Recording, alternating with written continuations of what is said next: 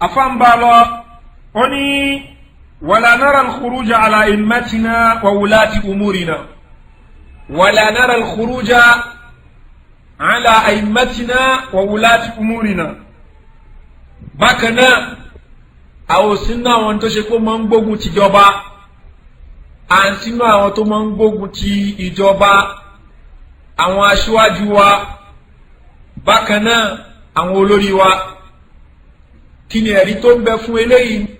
ọlọ́wọ́ bá subhanahu wa ta'ala ní ati'u Allah ẹ̀tẹ̀ lọ́lọ́run wa ati'u rasul ẹ̀tẹ̀ lójíṣẹ́ wa ulil amri minkum ẹ̀tẹ̀ láwọn aláṣẹ nínú yín minkum nínú yín inú ẹ̀yin mùsùlùmí ẹ̀tẹ̀lé àwọn aláṣẹ nínú yín ìyẹn jẹ́ kan ẹ̀kejì òun ni wípé àwọn aláṣẹ tí Ọlọ́hun bá ní ká tẹ̀lé yìí aláṣẹ ọ̀rọ̀ ń pa ẹ̀sìn àwọn àfáà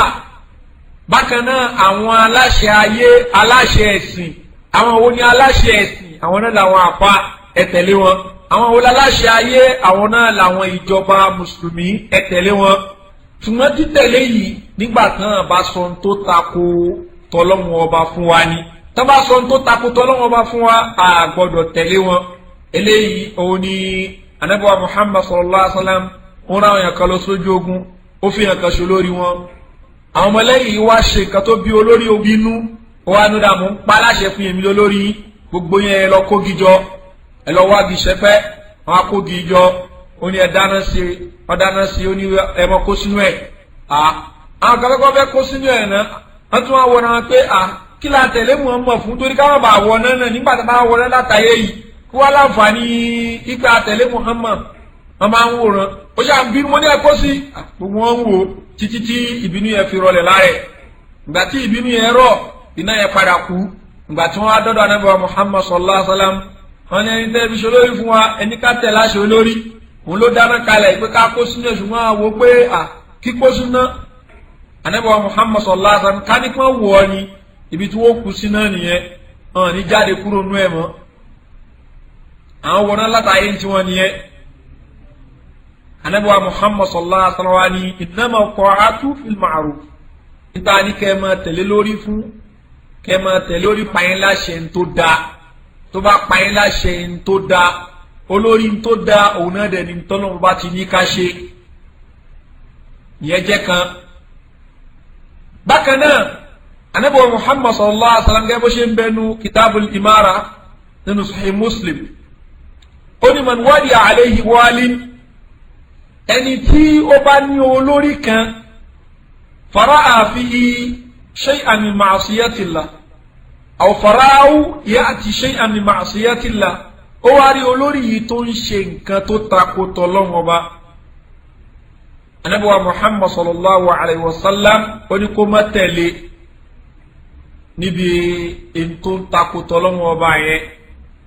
falyunkir ma ya'tihi min ma'siyatillah nítorí tó ń ṣe tí ò dá ẹni kóhun takò ṣùgbọ́n wala yanzi'anna yadan min ta'a Ànábì sallallahu alaihi wasallam ni kó mọ́ àtórí yẹn kó sọ ẹgbẹ́ òun ò gbá lórí mọ́ ibi tí ọ̀pọ̀lọpọ̀ wa ti ní problem ní àfẹ́ntọ́lọ́ bá ṣàánú nínú Islam àṣìṣe olórí kọ́ ni lecture lápèjúwe mo jẹ́ ọmọ Saudi King Abdullahi wá ń ṣe àwọn ìwà àbàjẹ́ kan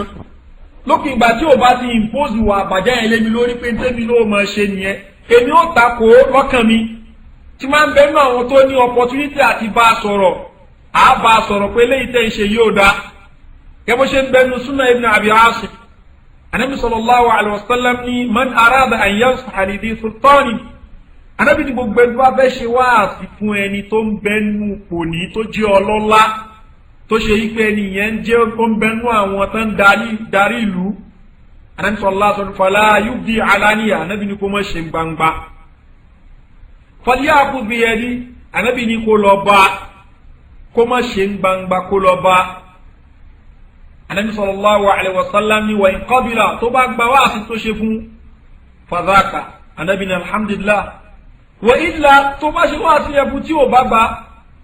Ànábì ní faqad adda alladhi alayhi òun ti ṣojúṣe títí ẹ̀ òun náà ni kó ṣe wáàsí fún ibẹ̀ ló sọ fún wa wípé wáàsí olórí wáàsí tá a ṣe fún olórí tí olórí mọ̀ fóun là ń bá wí òun ṣe wáàsí gbangba torí ẹni tó ń kọ̀rẹ́kì olórí gbangba ta tó ó yẹ̀yẹ́ ẹ̀ níwájú àwọn ọmọlẹ́yìn ni kò ń ṣe kó ń ṣe wáàsí fún yẹn ló fi jẹ́ pé ẹ̀ẹ́rì ọ̀pọ̀lọpọ̀ àwọn tọ́mọ láwọn ń ṣe wáàsí tako lórí wọn ní rí kankan sọ ju pé ká máa sọ gbogbo àwọn àlébù rẹ̀ lọ àwọn tó lè ṣe wáàsí yẹn fún inú ọmọ dùn ẹ̀yin náà máa lòmí náà tó yẹ kó wáàsí olórí náà máa ń ṣe kí ló dé ó bu Babangida ó bu kiri kódà ó ṣàlàyé gbogbo àwọn mistakes wọn wáàsí kọ yẹn tó wá fẹ́ ṣe wáàsí fáwọn yẹn yóò lọ bá wọn yẹn èyí tẹ̀ ń bẹ wájú rẹ̀ àlékún títí ń lé ẹ̀kọ́ fi hàn yín torí ẹ̀yin lè ń gbọ́ ẹ̀yin lè ń bẹ wájú rẹ̀ bó lẹ̀ ń kù sí kò ń ṣe bó ni olórí kù sí ni ó sọ fún yín torí pé tó bá sọ bí tó lórí kù sí fún yín ní àtúnṣe wo lẹ fẹ́ ṣe yóò tún jẹ́ kí ìbànújẹ́ yín máa lékún sí ni tó bá ṣe pé ẹ ti olórí yẹn díẹ̀ tẹ́ bá tún mọ àwọn àlékún ẹ̀ tó wá ẹ̀ tiẹ̀ sí kò tẹ̀ yín wọ́n fẹ́ kẹ́ ẹ tẹ̀lé rárá kò ní fẹ́ kẹ́ ẹ gbọ́rọ̀ ẹ̀ mọ́ lànàbí wa Muhammad sallallahu alaihi wa sallam fala yanzi'anna yada min ta'a kó má torí ẹ̀ kó sọ pé òun ò ní tẹ̀lé lórí mọ́ nítorí tó kù díẹ̀ yẹn ni problem olórí nìyẹn ẹlẹ́mi sọ pé àwọn ọba wo ṣé gbogbo rú àwọn king abdul láwọn á pè ní kínní ẹ bá lọ sí Yúróòpù ni ẹ̀rí báwọn ọmọ wọn ṣe ń ṣe ẹ̀rí mọ́ iṣẹ́ àwọn olórí nìyẹn fáyìn kò sẹ́ni tó sọpọ́ọ̀tì ẹ̀ lórí ìwà ẹ̀ṣẹ̀ tó wù ṣùgbọ́n ṣì yẹ sọ pé kò ń ṣe lórí ẹ̀ mọ̀ ṣe bóun lórí tó ṣì wà ń bẹ̀. so kó wá sọ yí pé òkè o ní tẹ̀lé mo ò gbà lólórí ta ló fẹ́ gbà lólórí tí wọn náà bá bọ́ síbẹ̀ tó do lórí ṣé tó ń sọ fún wa ni yí pé wọn náà ní lẹ́ṣẹ̀ gbogbo ntọ́lọ́hún fẹ́ ni wọ́n máa ṣe yẹn náà ò pọ́síbù èèyàn ni wọ́n náà ó láwọn ibi tó kù sí sọyẹ kan náà sọ pé òun ò gbà wọn náà lólórí òun náà tún rí vóòtù wọ́n tún tọ́pù gọ́ọ̀mẹ́ntì tiẹ̀ náà ẹni tó náà tún gba titiẹ̀ náà ní tó gbàjọba lọ́wọ́ ẹ̀ òun náà tún níbi tí ó kù sí ẹ̀kan náà tún ní àfẹ́ torí pé òun náà máa ń ṣe kan báyìí wọ́n tún gbàjọba tiẹ̀ náà ẹ máa tẹ ẹ̀jẹ̀ àwọn mùsùlùmí lẹ̀ ẹ̀jẹ̀ àwọn èèyàn yóò wá di nǹkan ṣeré torí náà ìsìláàmù ni ẹ fi lẹ̀ bólórí ẹ ṣe rí bẹ́ẹ̀ yìí náà ṣe rí ni tẹ bá jẹ́ ní ire ọlọ́run àfin lólórí tó dáa àìdá yín ló jẹ́ kẹ́ ẹ lólórí tí ò dáa so ìmọ̀ àlọ́ pé abẹ́kọ̀ rẹ̀ tí wọ́n gbangba eléyìí ló kì í ṣe ìlànà Islam bẹ́ẹ̀ ni kò ń ṣe ìlànà alùsùnà wal jamaa náà a lè mọ sọ̀rọ̀ àwọn lùmí tó ṣe pé wọ́n ní òkè freedom of expression wà o lè sọ tó wù ẹ́ bí wọ́n fẹ́ bú ìyá rẹ̀ bó fẹ́ bú bàbá rẹ̀ bó fẹ́ sọ̀sọ̀kúsọ ń pa àjọba rẹ̀ bó fẹ́ yẹ kàríkàṣọ ẹ̀sìn rẹ̀ bó fẹ́ yẹ kàríkàṣọ prophet ẹ̀ wọ́n ní freedom wà fún ó lè kọ́ irú ìlú báyẹn kéèsì yóò fi ẹ́ mbẹ́ ṣùgbọ́n nílùú Islam kò sí àyè fún nǹkan báyẹn kò sí freedom of expression láti sọ tó wù ẹ́ freedom tó ní òun ni láti sọ nǹkan tó bẹ́sìn mu Allah subhanahu wa ta'ala ní tó pa wá láṣẹ nìyẹn òun ni pé ká sọ ohun tó dáa ó lẹ́yìn tí ò bá mọ ohun tí ó sọ nìyí falyakul khairan ó fẹ́ sọ̀rọ̀ kó sọ ohun tó dáa ó ní yasmut àbí kó dákẹ́ torí pé àwọn nǹkan tó bá sọ tí ò bá dáa tó bá takò ẹ̀sìn kò ń sàsọgbé o yóò pàdé ọlọ́wọ́n ọba bẹ́ẹ̀ ni ó pọ́ sí pé látàyè yìí gan ni wọ́n ti fìyà jẹ kí ẹ̀ka máa bẹnu Saudi nísìnyí àbí kó máa bẹ níbi abiru Egypt kó wá lóun ya kàríkàṣọ ànábì àbó ya kàríkàṣọ ànábì Musa àbó tẹ ya kàríkàṣọ Jesus gan ìdájọ́ rẹ̀ pípa ní straight kò sí freedom of expression bí irú nǹkan báyẹn ni kó o bú kan nínú àwọn ànábì Ọlọ́run bá kó á rí oní freedom of expression ẹ̀sìn wo ya yẹ̀yẹ́ débẹ̀ yẹn so a kì í takò olórí mùsùlùmí tó bá jẹ́ pé ní ìsìláàmù la wà torí pé kò sí freedom of expression bẹ́ẹ̀ ní ìsìláàmù wọ́n lè mọ̀ lò lamẹ́ríkà kan mọ̀ lò ní Bírítéènì ṣùgbọ́n nínú ẹ̀sìn ìsìláàmù kò sí freedom of expression láti mọ oppose olórí kó mọ sọ̀sọ́kúsọ ń pa olórí kó wá ló fẹ́ kọ ẹ̀ wá nítorí yẹn ní ò ní gbà lólórí mọ́ olóòjẹ́ jẹ́ pé problem tí àwọn èèyàn ní pẹ̀lú bí irú Usama Zawahiri mọ́ra wọn nìyẹn lópin ìgbà tọ́rọ̀ kan bá sì jẹ́ pé àwọn olólórí ìlú Islam àlébù wọn lè pọ̀ ṣùgbọ́n wọ́n tí o fẹ́ gba ìjọba lọ́wọ́ ẹni tí Islam sọ òun ni pé kan pẹ́ Ànábì sallallahu alaihi wasallam ní man atakum wa amrukum jami'un ala rajulin wahid yuridu an yufarriqa jama'atakum Ànábì ní ẹni tó wá ṣe ikú wá bá ẹ̀yin mùsùlùmí nígbà tó ṣe pé èèyàn tí èèyàn tó jó lórí ìlú fún yín ni ọkùnrin kan wá fẹ́ dàrin irú ó fẹ́ dá wàhálà alẹ̀ sínú ìlú ó fẹ́ máa tẹ̀jẹ̀ àwọn èèyàn sílẹ̀ káwọn èèyàn máa para wọn Ànábì sallallahu alaihi wasallam ní faqtuluhu ẹ pa ka'inan man kana nítorí bá wù kó jẹ́ nítorí bá wù kí ẹni náà kó jẹ́ sọlọ́ jẹ́ kí gbogbo irú àwọn èèyàn bíi Usama mọ́ra wọn tó bá gbá wọn mú pípa ní ìdájọ́ wọn torí pé kí ni wọ́n ń dá wàhálà alẹ̀ sí àwùjọ Islam àmọ́yẹ ẹni tó ti ṣòfò lẹ́nu ìgbà tí wàhálà wọn yìí bẹ̀rẹ̀ so eléyìí ni tí Ànábì wa Muhammad sallallahu alayhi wa sallam tí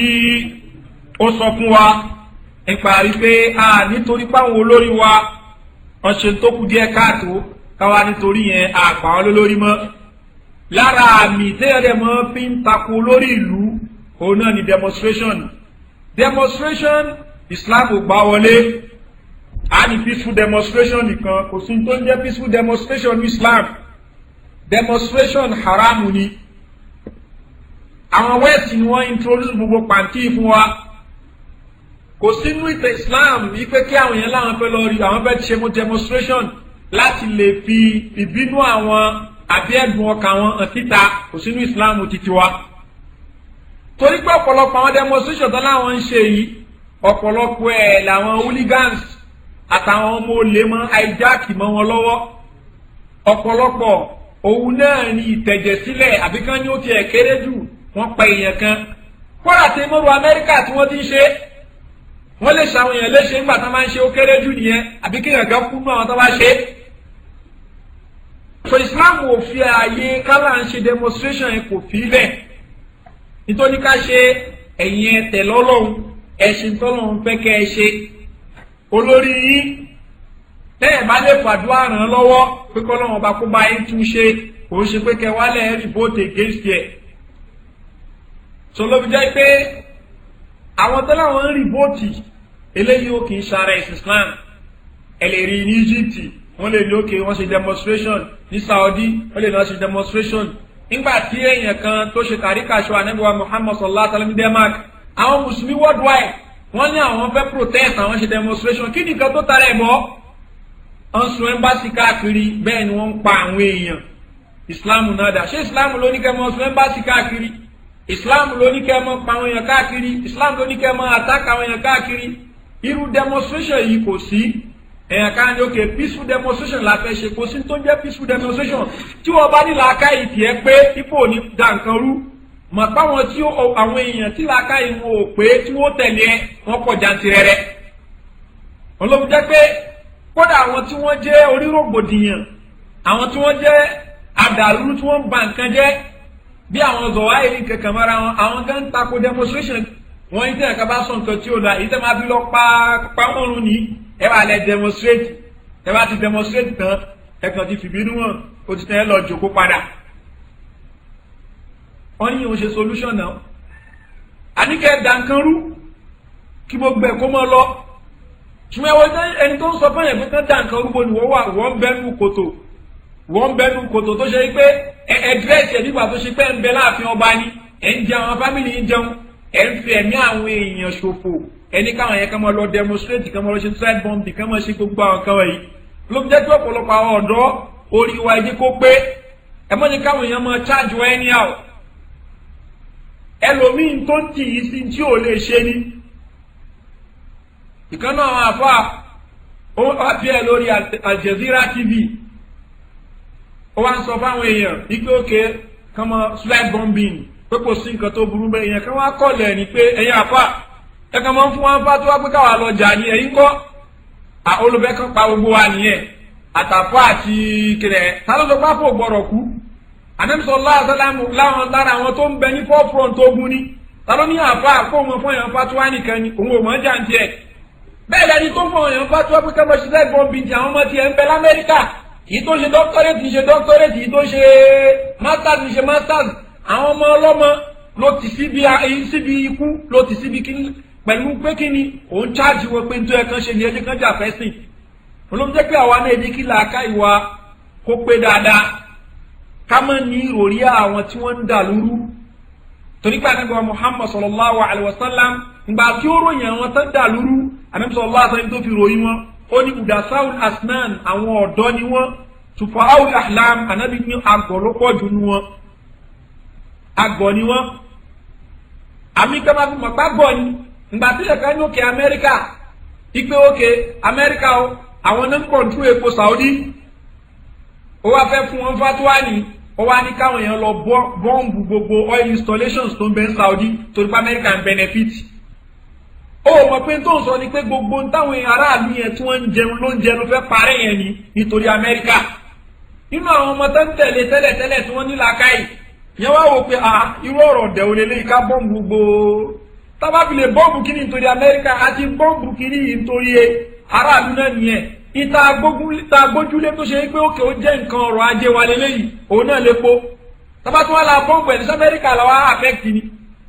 then Amẹ́ríkà tó ní kó mọ̀ wọnú ìlú yẹ kó ẹ̀ṣẹ̀ yìí invite wà nílùú ni kò sígbà tó bá kọ́kọ́ fẹ́ bọ́ǹbù bẹ́ẹ̀ ni á lò ń wọnú Saudi láti wá protect interest òun so ìwọ ọ̀dẹ̀ tá à ń sọ náà nìyẹn so olórí yóò láwọn mistakes tiẹ̀ wọn ní ká máa sọ mistakes ẹ̀ káàkiri ìwọ náà ní mistake ti tiẹ̀ túnra ẹ̀ ṣe náà tó bá túnra ẹ̀ ṣe tẹ́mi túnra mi ṣe olórí wo dáa ṣùgbọ́n gbàtẹ́ni àti ẹ̀ àbá túnra wa ṣe àwọn ìwà tí ò da ìwà tó ta kẹsìn tẹ́mi àti ẹ̀ jọ ń wù tá a bá tú ṣe kágbàgbé pẹ́ olórí wa náà lè dá tó wá sí wa yóò kọsẹ̀lé lórí wa náà ṣíwájú kó tó kan olórí àwọn tó bá ní opportunity tó ń bẹ láyé àti bólórí sọ̀rọ̀ wọn bo olórí sọ̀rọ̀ so pẹ̀lú eléyìí àwọn nǹkan tá à ń pèpè sí yóò yé wa olórí jẹ́ pé most wá síta máa ń ṣe ẹ̀rí pé èyí tó ń bá ìjọba wí direct tó ṣe pé à ń attack ìjọba tó ń bó ti jẹ́ pé Nàìjíríà wọ́n láwọn fún wa freedom of expression ẹ̀rí kó kéré èyí tó bá wa wí gangan òun ni ta nídìí jùlọ torí pé táwa bá da ìlú ó da kọ́lọ́ba subhanahu wa ta'ala kí ó ṣàánú wa subhanaka allahumma bihamdik ashhadu an la ilaha illa anta astaghfiruka wa atubu ilayk wa assalamu alaykum wa rahmatullahi wa barakatuh.